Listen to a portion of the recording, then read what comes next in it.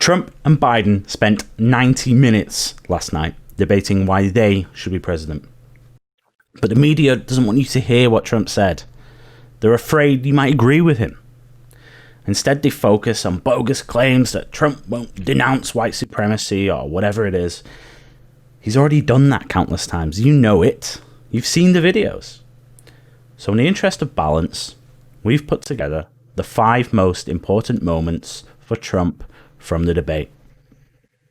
But before we get into that, this is Political Election 2020. I'm Ian Smith, and as always, joined by Connor Allen. Hello there. Please consider subscribing to our channel if you enjoy our content. Hit the like button and comment down below. Tell us what you think. We've been having some discussions in there recently, haven't we?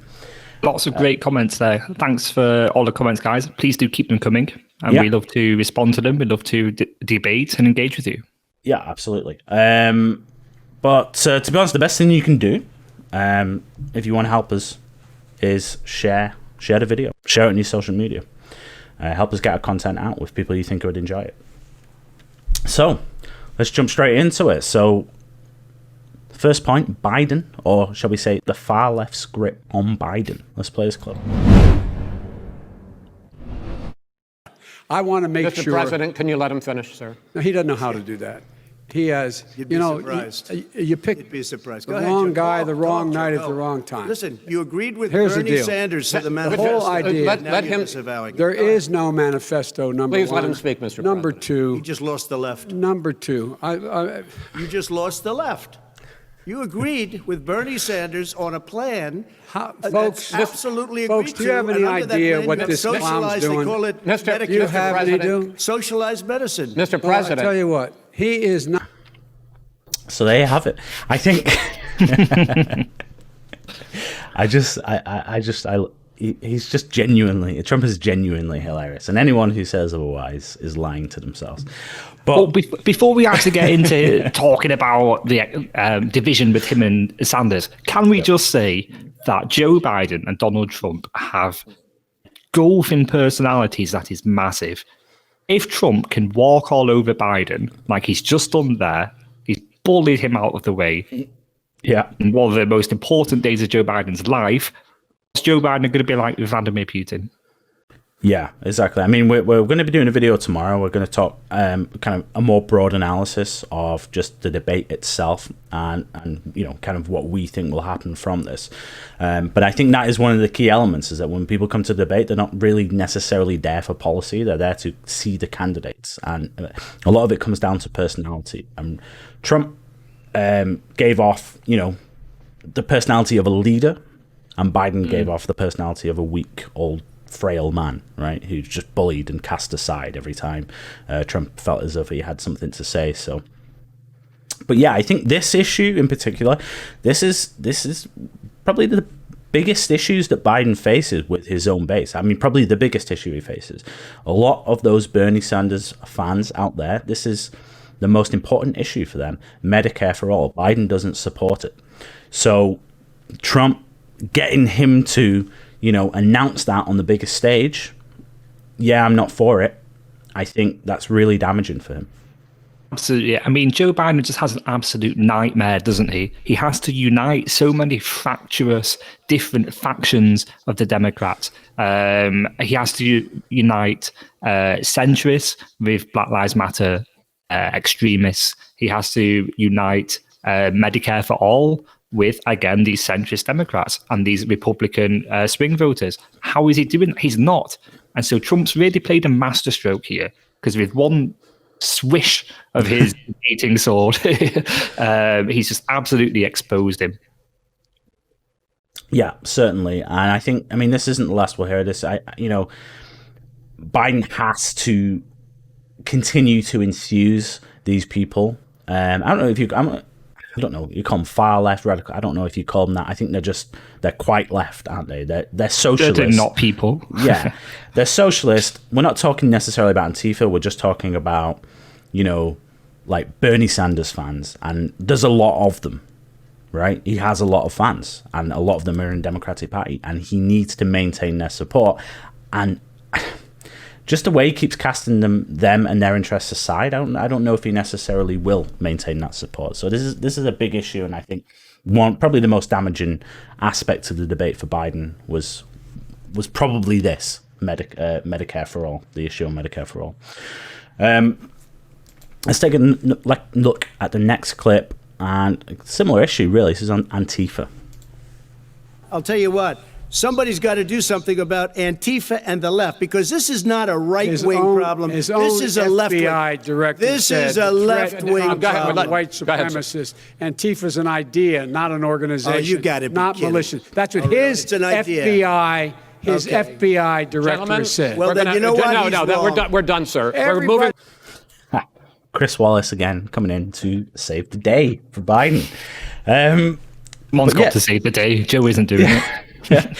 But no, this is huge. Anyone can see in America that Antifa is a heavily organized group. They have uniforms, like they're going around with these black shirts, hoodies. They've got symbols, logos, all these different chapters, loads of different states, different organizations, all part of this umbrella of Antifa, and they're going out and causing all this violence. Anyone can see that. It's deeply unpopular what they're doing, and Biden has to come out and he has to just say, yeah, Antifa, they're a bad organization, and I totally denounce them, but he won't. And I think, again, this is really going to harm him. Exactly. And it just comes back to what we were just saying. He has to unite far left extremists with law and order centrists. And it's just an impossible task to do.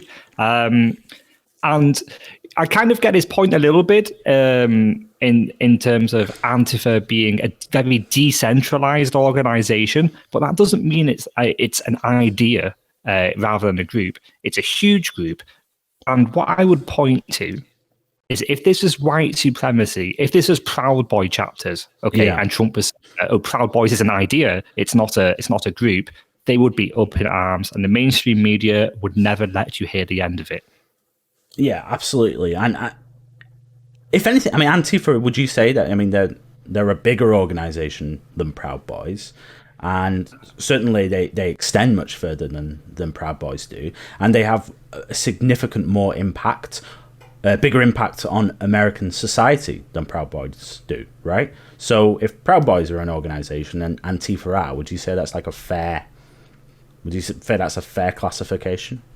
Well, absolutely. And again, the difference is Antifa, they have cells, okay? So, they have a group of 5 people, they'll call themselves Antifa, they throw in a hoodie, they'll smoke a joint, and then, that's Antifa Seattle or whatever. But with Proud Boys, it's more of a membership-based organization. It's a lot more visible, okay? So, yeah, I completely agree with you in this. Yeah, exactly. And people can see this. They've seen, these groups of, like you say, pothead students going around in their hoodies and throwing Molotov cocktails and burning buildings and cars. Punching old men, stealing beer. Exactly. So, they're not stupid. The general public can see this. It's deeply unpopular what's happening. The riots are deeply unpopular. Antifa and obviously Black Lives Matter are responsible. Are in part responsible. People know that. Biden needs to come out. He needs to denounce it. Why there isn't more pressure on him to do so? Like Chris Wallace there, he should have pushed him. And said, He should have done a lot of things. Yeah. He should have done a lot of things he didn't. So, I don't know. I think that's something that Trump can pick up again in the second debate and really try and push him on that one. Whether or not the format will allow it, I don't know. But we'll see. So, third issue, and what always seems to be the biggest issue, really, let's be honest, the economy. But what happened is we closed it down, and now we're reopening, and we're doing record business. We had 10.4 million people in a 4-month period that we've put back into the workforce. That's a record the likes of which nobody's ever seen before. And he wants to close down he will shut it down again. He will destroy this country. A lot of people, between drugs and alcohol and depression, when you start shutting it down, you take a look at what's happening in some of your Democrat-run states where they have these tough shutdowns. And I'm telling you, it's because they don't want to open it. One of them came out last week. You saw that. Oh, we're going to open up on November 9th. Why November 9th? Because it's after the election. They think they're hurting us by keeping them closed. They're hurting people. So Trump just makes so many great points here, right? So many great points. I mean, with this whole V shape, he always goes on about the V shape return. The recovery has been so much faster than anyone had predicted. All of the so-called, experts on the matter, economists, it's been so much faster. Trump doing what he knows how to do best, and just building up the economy again. And probably, we always say it's going to be the biggest issue for people. They're going to be concerned about their livelihood and their welfare and, their opportunities in the future. And I think Trump is already proving why he's the man to do the job. But again, one of the more important issues is Biden has said, he's willing to lock down the country again, and if he was advised to do so. And I just think when you look now at what's happening, you've got like 1 in 6 businesses, small businesses, have gone. It's just going to be disastrous if that happens. Exactly. And being from European countries, we have just gone through extended periods of lockdown. They're talking about a secondary period of lockdown. And we're talking about an economic effect that will last up to 10 years in some cases. The hospitality sector is absolutely gone. Just ignore it. It's gone forever. Hundreds of thousands of businesses closing down, hundreds of thousands of unemployed people. Because they panicked, the government's panicked. But what President Trump did is he took an unpopular decision not to implement the lockdown, and it's going to have benefits. And I think in 3 years, once the vaccine's been rolled out, people will look back on Trump's steady mind and steady hand with this, and they will be thanking him, especially compared to these economies in Europe. Yeah, you have to look at the consequences of this. Now, I understand, right? Lockdown, will it save lives? Yeah, probably. The thing is, people aren't stupid. They know what to do. They wear masks. If they want to wear masks, they can go wear masks. If they want social distance, they can go social distance, right? If they think we know a lot more about the virus now than we did before. If they're at risk, then shield yourself. Take more care. Have some personal responsibility, right? This is the land of the free. You can't lock people down in their homes and turn off their electricity because they're not doing what you want them to do. It's draconian. It's insane. And he touches. Yeah, go on. And I'll just say to that in addition, so here in Europe, we implemented a lockdown to flatten the curve. We knew that we couldn't stop people from getting infected, but rather we just kind of spread them out so the healthcare systems wouldn't be overwhelmed. In America, their healthcare systems were never overwhelmed at any point. So the lockdown didn't have to be taken. It was correct. It was an objectively correct decision. Yeah, 100%. And you can't keep hiding and running away from this virus, okay? You need to learn to live with it. Everyone realizes that now. Lockdowns are deeply unpopular, and they're just causing so many issues of mental health, right? Like Trump touched on there. 1 in 3 had suicidal thoughts during the lockdown. Yeah, and it's just, you have to look at the situation and you have to say, yeah, okay, the virus is going to spread a bit more without the lockdown, even with obviously the measures in place. But is locking down really worth the consequences to all of the business, all the people's livelihoods, and the mental health consequences as well? I really don't think it is. And I think, most people agree with Trump on this one here. They don't want to see another lockdown. They really don't. They just want to get on with their lives. So I think Biden's stance here on this is poor, really. And I just think that attack on the coronavirus now on Trump, it's becoming a bit blunter now because people are beginning to realize that the course of action that he's taken is actually probably going to benefit America in the long term, like you say. So next point, race relations. So, President Trump, you have 2 minutes. Why should Americans trust you over your opponent to deal with racism? he did a crime bill, 1994, where you call them super predators, African Americans, the super predators, and they've never forgotten it. They've never forgotten it, Joe. No, sir, it's his 2 minutes. So you did that, and they call you a super predator, and I'm letting people out of jail now that you have treated the African American population community. You have treated the black community about as bad as anybody in this country. You did the 1990, and that's why, if you look at the polls, I'm doing better than any Republican has done in a long time, because they saw what you did. You call them super predators, and you've called them worse than that, because you look back at your testimony over the years, you've called them a lot worse than that. As far as the... So Biden's record and race, and yeah, the crime bill, deeply unpopular, put a lot of minorities in prison. Some of it, things like the three strike system and all this kind of stuff, has led to people being incarcerated for life, or sometimes, relatively, yeah, exactly. So, and then on top of that, you've had all of these kind of fraudulent slips from Biden throughout the campaign, where he's talking about, white kids just as talented as black kids. What was it? Poor kids just as talented as white kids, or whatever it is. Yeah, something like that. Yeah. You ain't black unless you're voting for me. And then obviously was basically essentially saying that, the black community is a monolith and they all think the same. I just think all of these little slips from Biden show the true feelings that he has about the black community in America. He just sees them as a voting group that he can appease, that the Democrats have always appeased. They're just going to turn up and vote for him like they always do in high numbers or high percentages.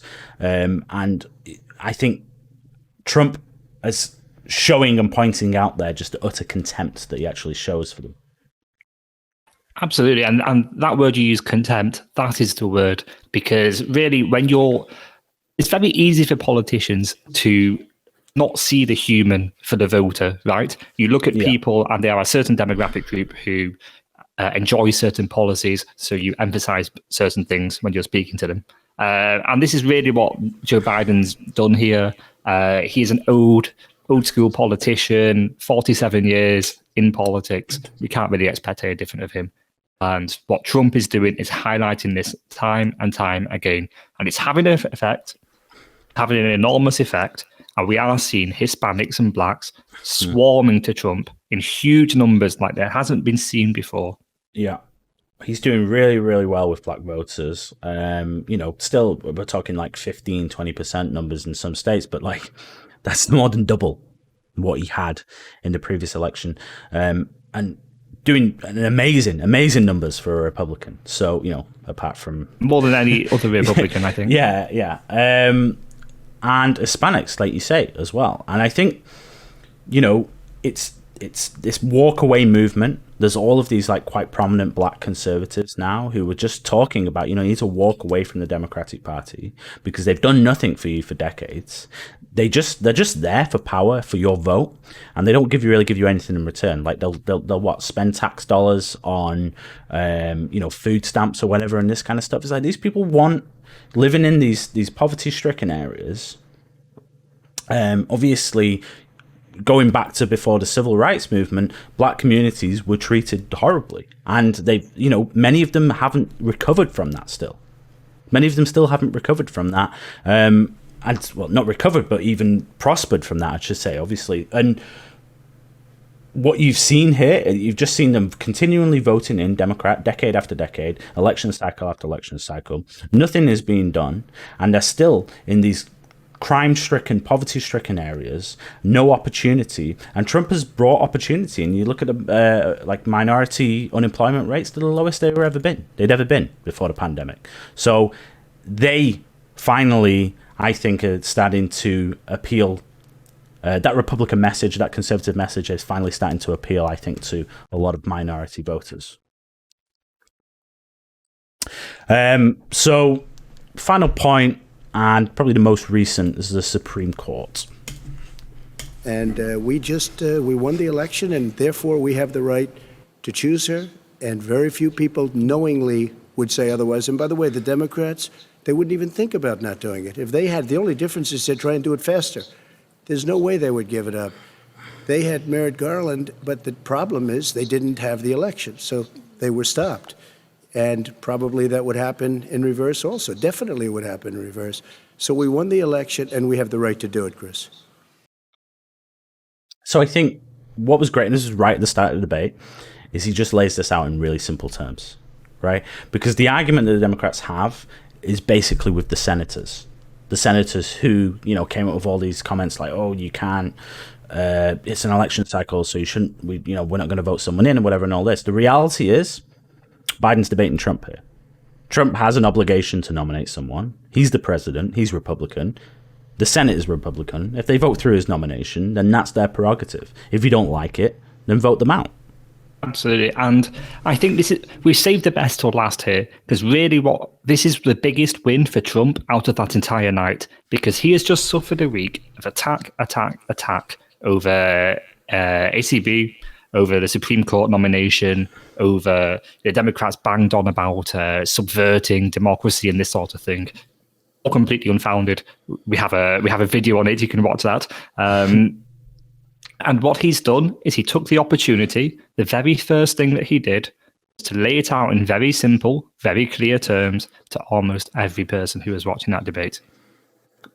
Yeah, 100%. And it just makes the way that the Democrats have been reacting to the situation, calling it a power grab and all this. And when he just calmly, very calmly, explains the whole situation, it's brilliant. It just makes the Democrats look insane because they're rambling on about power grabs and he's stealing democracy and all this.